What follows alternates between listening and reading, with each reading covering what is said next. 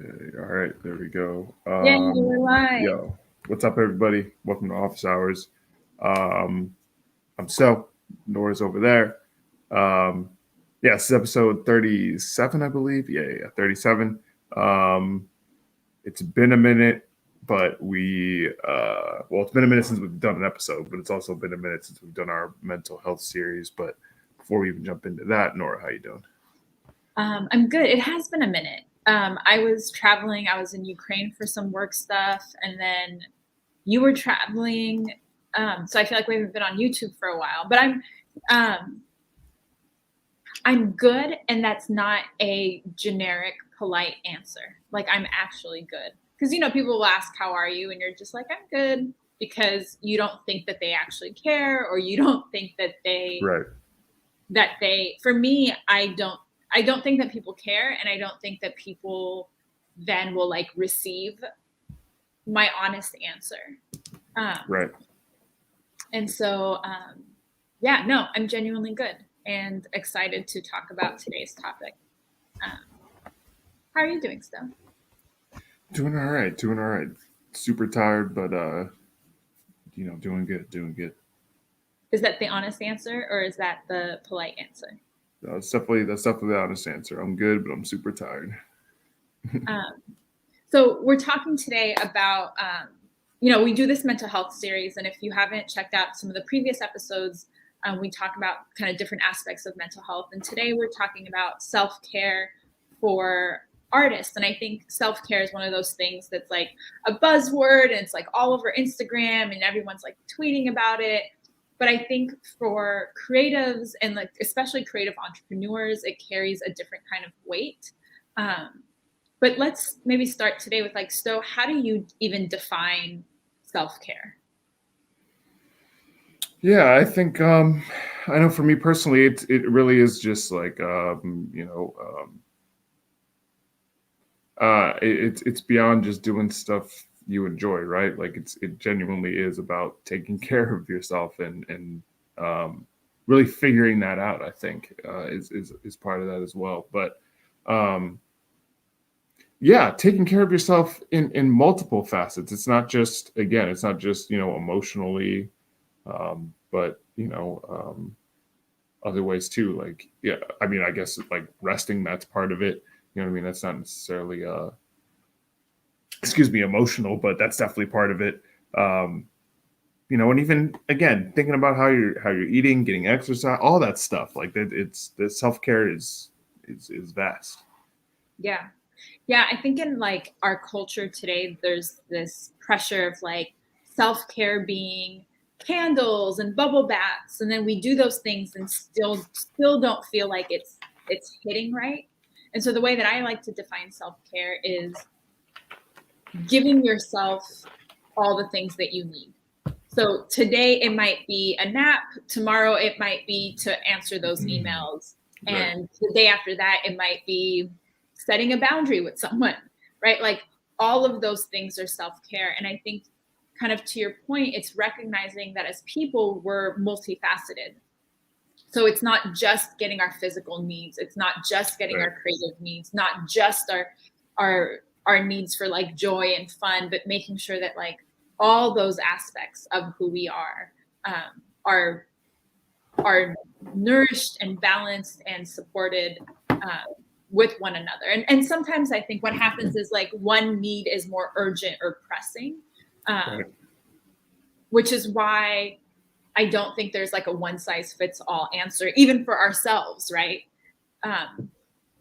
But yeah, and so as we talk about like self-care for artists, I think there's so many things that we tell creatives that they should do, or like we put this pressure on them, but then it's not necessarily responsive to what they need, right? There's like all this like really like bullshit. Sleep when you're dead. Rest is for lazy people.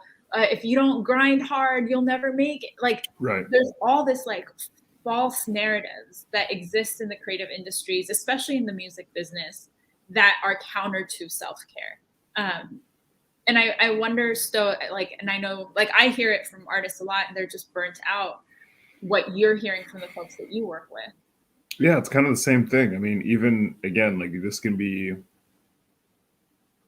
obviously we're not therapists or anything like that, but this is something that we deal with kind of in our line of work. I feel like all the time in the consultation space.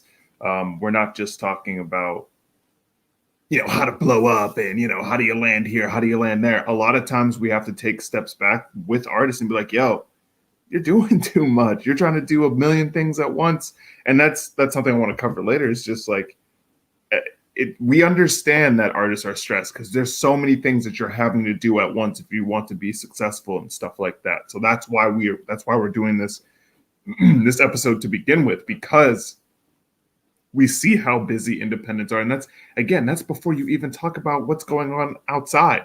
So, I think it really is about like understanding that we don't have to do everything at once and right at this exact second. And it's okay that things take time. And, and obviously I'm deviating a little bit, but, because I think that self-care time, like that time that you spend alone, like it's, again, now listen, there ain't nothing wrong with candles. I got mine lit right over there. Okay. But at the same time, I feel like there can be a lot of introspection that's done during that self-care time and stuff like that, and reflection.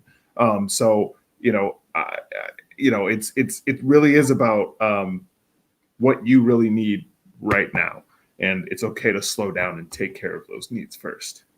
I think part of what you're touching on, Sto, and is part of self-care for artists, I think, is recognizing where some of these narratives come from and deciding if they're true for you, right? Like to say, oh, so I one of the things I hear a lot from artists is like this pressure that they're too old to make music, or like there's some deadline. And the act of self-care is saying, is this actually true? Right. And then you decide, well, no. Sandroid wants to know what candle you've got lit. Oh yeah, my eucalyptus tea and spearmint, my favorite. Ooh, fancy. But so I think so beyond like the candle, right? Like the candles are great, and the bubble baths and the warm tea and like the cozy socks and all those things. But I think one thing that's actionable that artists and creatives can do is when you start hearing those interruptive thoughts, you're too old, or you're to this, to that, to or the other, to ask yourself, is this actually true?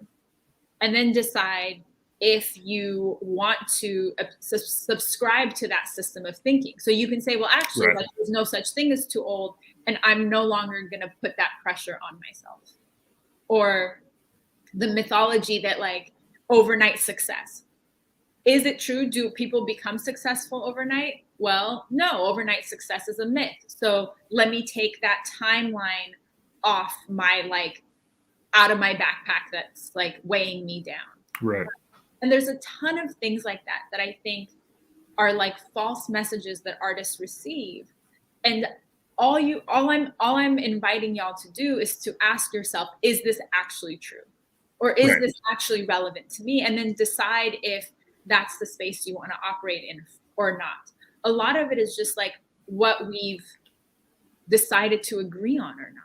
And you can decide that does that make, I don't know if that's making sense. And you're on point. And I think it's, like I was just going to say like that, and like how we perceive things a lot of the time. Like it's not always like, and another way that I put it, for at least for myself, is like, if you really think about things like logically, when those voices are coming in, or when you are starting to doubt and stuff like that, like there's so much against, or like actual facts against what sometimes your voices are telling you.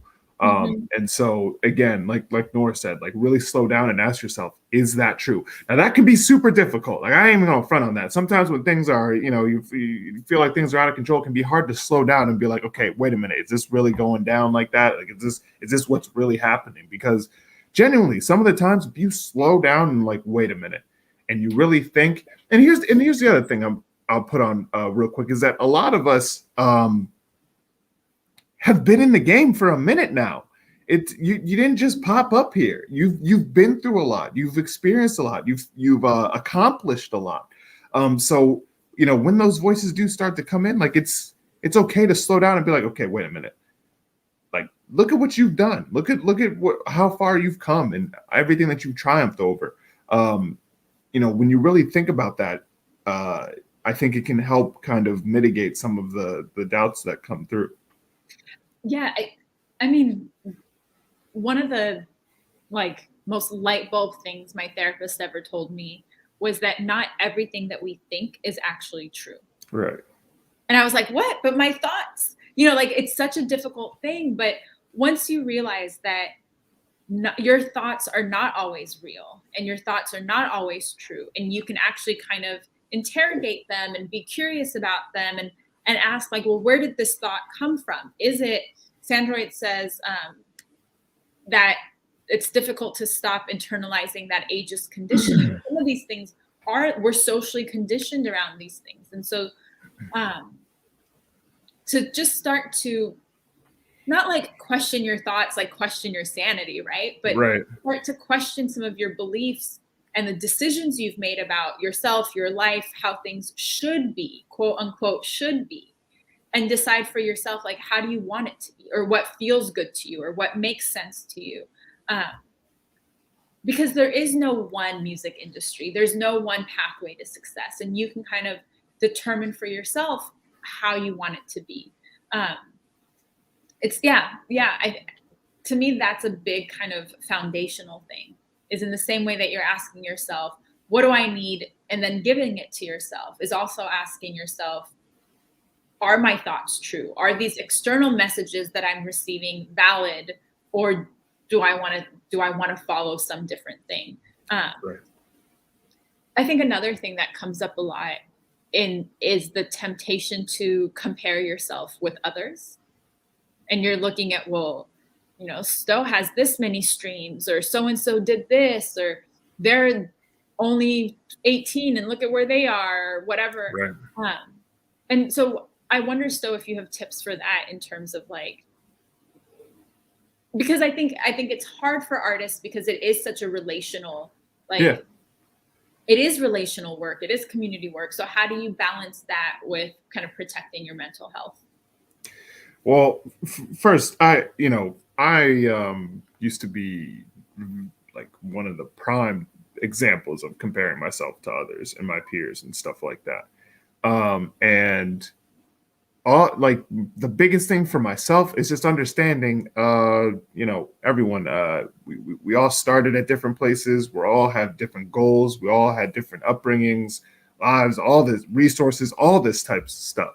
So like, there's always going to be someone, quote, ahead of you. There's always going to be someone who's like, damn, I wish I could be where you're at. That's always how it's going to work. Well, not always, but most times that's how it's going to work. And, for me, I also think it's about understanding, like, it's so corny, but this is really a marathon. It's not a sprint. Our work is just getting started. For me personally, I've been in the industry for going on 15 years now, and I'm still not necessarily where I want to be. But what you also notice is that, number one, you've accomplished a lot of stuff along the way. And second, there's never really going to be this, all right, I've made it. Like, I'm done. I'm done growing. I'm done pursuing things. Like, there's always going to be something that we're going after. So, putting yourself on this racetrack and being like, all right, I have to get in first. Well, I hate to say it, but technically, if we really want to get technical, some people already done finished the race. They're already way ahead of you. Whether it's, again, due to resources or they've just been around longer. So, comparing yourself so tightly to others, it just doesn't make sense. Your best bet is to, honestly, and again, like, it sounds corny, but it's just being a better version of yourself. As long as you are growing and progressing and doing your best, you're doing the right thing. And that's honestly, at least in my eyes, what has always been most important. Once you start, and that's the other thing, once you start comparing yourself to others, you kind of end up seeing yourself being more stagnant or moving out of fear or moving out of competition, a competition that doesn't even exist. It's a competition that like it's the perfect example of your mind like being like, yeah, you got to be better than this person, or you should be this far ahead, or what are you doing? You know what, all this stuff like that's a perfect example of understanding that you're on your own journey, and there's no you shouldn't measure yourself by, oh, I'm close to this person or I'm catching up to this person. That competition doesn't exist. Well, and then what happens is you center the other person rather than centering your fans or centering your own creativity or giving yourself permission to like take risks and try different things. And so now all of a sudden this like creative thing becomes about some person who doesn't even know you exist, maybe. Exactly. No, you just nailed it. Like I didn't want to say that because I feel like that's kind of harsh, but that's genuinely what it is. They do not know you exist. You're out here like, oh, I wish I was, close to. And again, I've done this. I used to do this. Like, oh man, I wish I was where so and so was, or damn, how come I can't like be like this person? But meanwhile, they're just living their life. They're just doing their thing. They're not doing anything. Also, it doesn't matter. It doesn't, that too, right? Because there's enough success for everybody. For everybody, right? So like someone else shining doesn't mean that you're not going to shine. Doesn't mean you're not going to get that opportunity. And the other part where comparison can get dangerous is you're not seeing the full picture. There's so much that happens behind the scenes. There's so much that happens that's curated. So if you see something on someone's Instagram and you go into that headspace of like, well, how did they do that? And why am I not there? And but you're not seeing that that's staged or that was funded by, someone's trust sponsored fund or whoever. That's like 3% of the picture.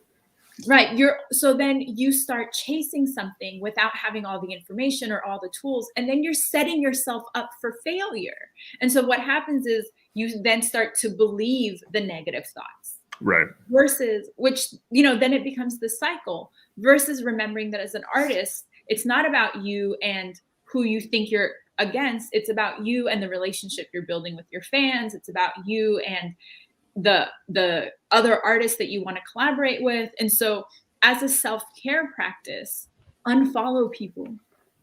And we've talked about this before, but like, I know the like fear is, well, if I unfollow you, then we're not going to have, listen, if your relationship is based on follow for follow, it's not a real relationship anyway.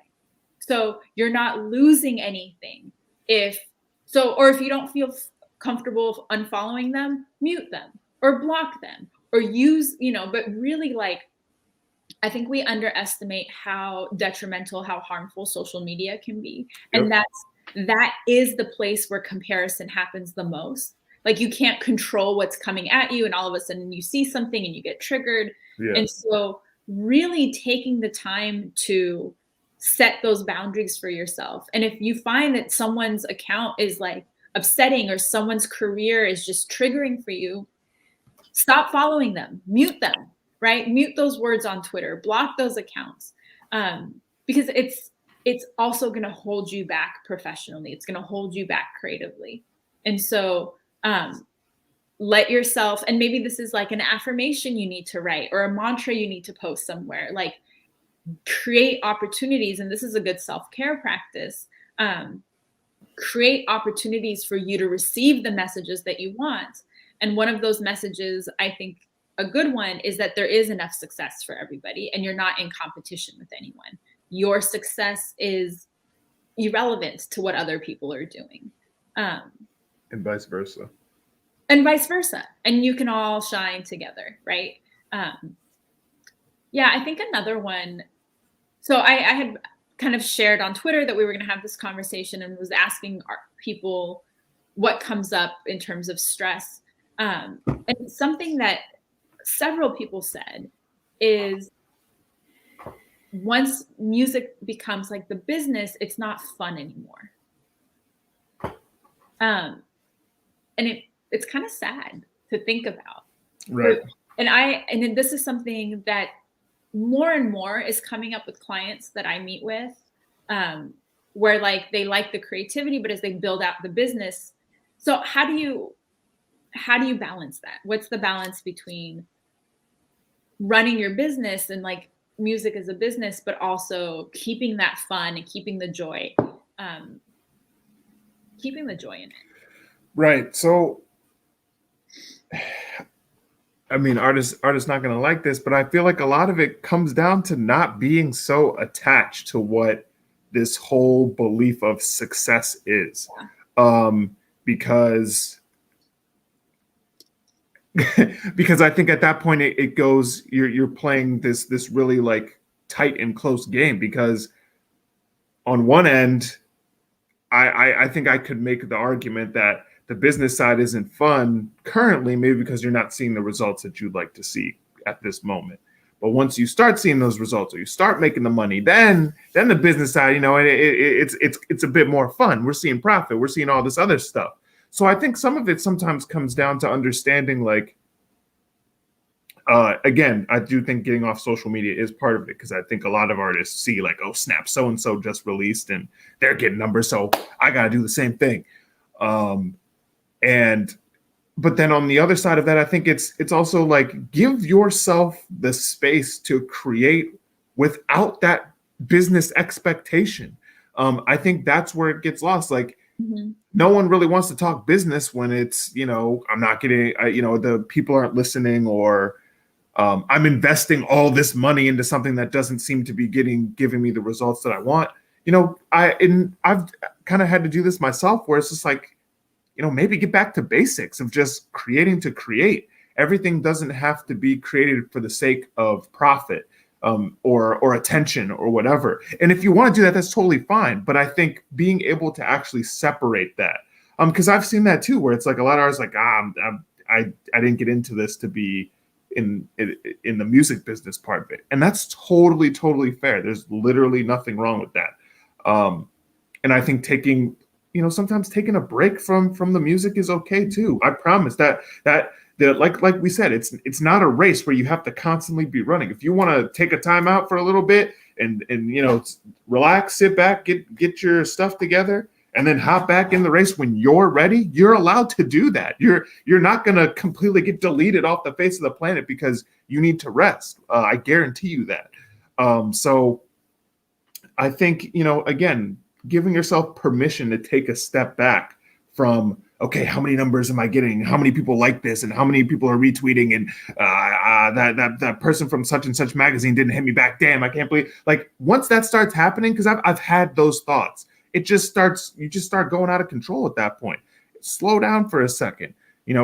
Even go back and listen to the music that you were making before, when you didn't feel like it was so tied to the business and stuff like that.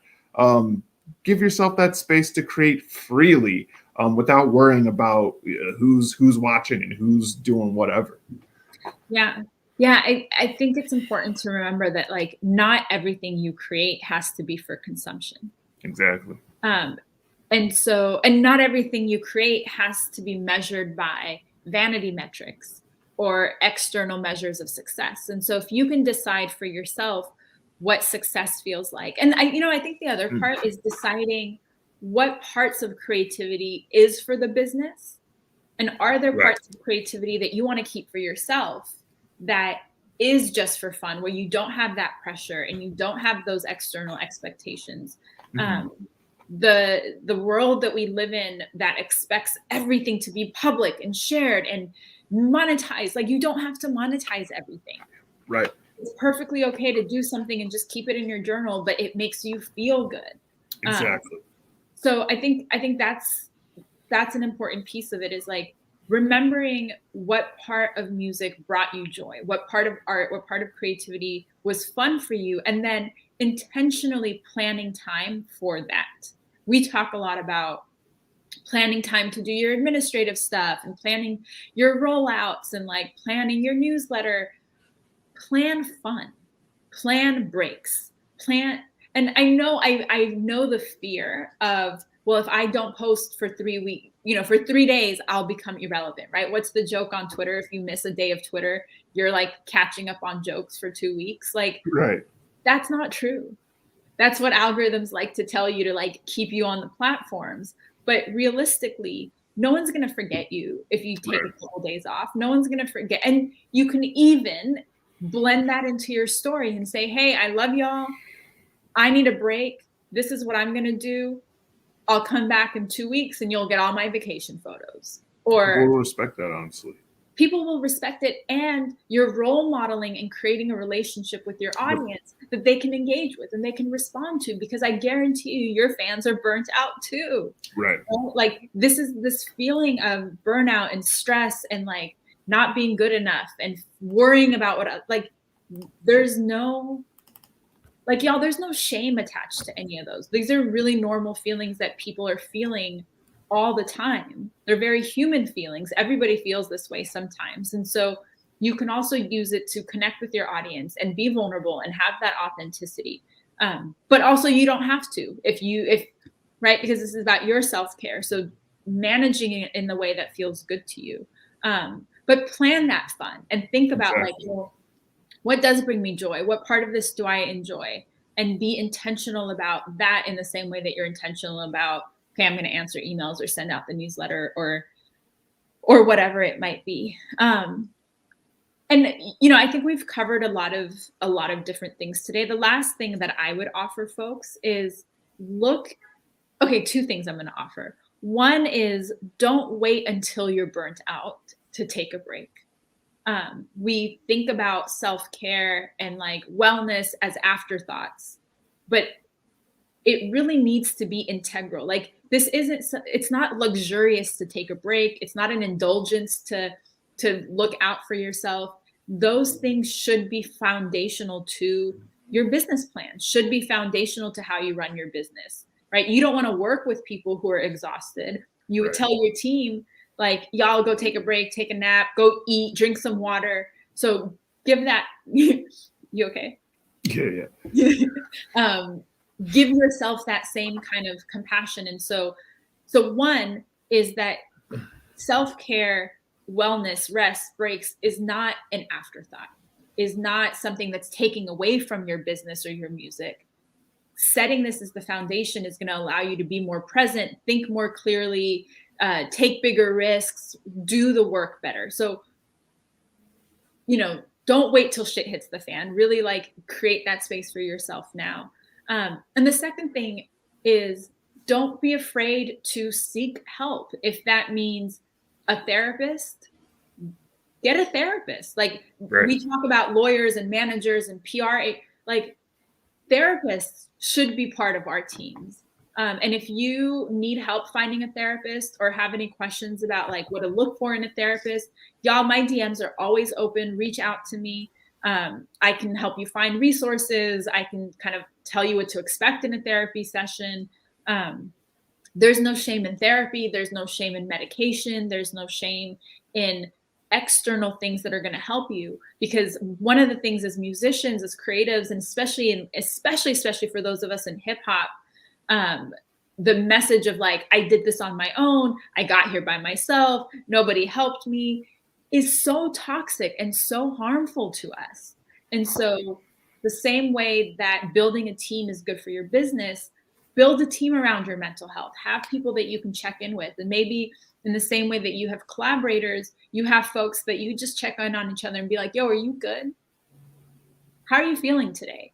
No, but is that how you really, right? You saw how Sto and I started today's conversation with like, is that the polite answer or how do you really feel? Right. And y'all, Sto and I do this on the regular. There's been times where Sto has like been on me to be like, Nora, but no, how do you really, no, but Nora, really, how do you feel? And so, part of, we talked about how music is so collaborative. Part of that is showing up for each other in these kinds of ways. And we can normalize creating a new music industry or like creative culture where instead of being in competition with each other, we're checking in. Hey, do you need a therapy referral? Hey, how do you feel? Hey, when was the last time you took a break? Did you sleep today? Right? Rather than being like, oh yeah, man, I was in the studio all night, haven't slept in 2 days, and be like, okay, maybe you should sleep. We could reschedule our session or whatever, right? Ways that this is not work that we do, even though we're talking about self-care, this is not work that we do in isolation. Sandroid says, I need a break planner. Plan your breaks. Plan your break. Like if you're watching this, go pull out your phones, pull out your calendars, and like plan a rest day for yourselves. Like do that right now. Take a minute right now to put a day, or if you can't do a day, a few hours, that's going to be like a rest day. plan a nap in your, like, do that nap. Yeah, take a break. Yeah, definitely do that. Yeah, we're coming up on the half hour. Yeah, we appreciate everyone for coming through. Leave your tips below, of course. Especially with, again, the year coming to a close, holiday season right around the corner. It's a lot going on. Take time for yourself. Take time to get some rest. Take time to honestly take some time to reflect on everything that you've accomplished this year. I think in the hustle and bustle of everything, I think we forget how quickly the year has gone by, but also how much we've accomplished during that time. So, take that time for yourself and get some rest, drink some water. And yeah, this is episode 37 of Office Hours. We'll be back next week, actually. Yeah, next Tuesday. I can't even remember what the dang episodes of negotiations. Damn it. Negotiations. Yes, that will be episode 38. And I think we'll reach episode 40 before the year's up. But honestly, we appreciate all of you for coming through. Make sure to hit the subscribe button. We are at, I think, 353 subscribers, which is just absolutely incredible. I genuinely can't believe it. We're already talking about, how to kind of step up our game in 2022. But for now, again, we appreciate all of you coming through. Make sure to leave a like. Make sure to leave a comment. It helps us get out there to other people that are, not just artists, but creators that are dealing with a lot of this stuff. So, and go check out the other episodes. I can't believe we have 37 goddamn episodes up. So make sure to check them out. There's all kinds of information, promotional stuff, social media stuff. Again, more mental health episodes. I think we've done at least 3 or 4 of them now at this point. There's multiple series. We've done it all at this point. Talked about the NBA and how stupid Kyrie is. I know. But I agree. It's that's what we do at Office Hours. We're just getting started. Make sure to follow us on Twitter. And share this with people. Yeah. Share this with your team. Share this with in your Slack channels, your workplace places, all those forums that people are in. Put it on. I don't know, man. You know what I'm saying? But seriously, share it with your team. This is stuff that helps. It's gonna help in the long run with your rollout. It's gonna help you perform better. It's gonna all that stuff. It's super important. But all right, I'm rambling at this point. Leave a like, subscribe. We'll see you for episode 38 next Tuesday. Get a damn website and drink some water. All right.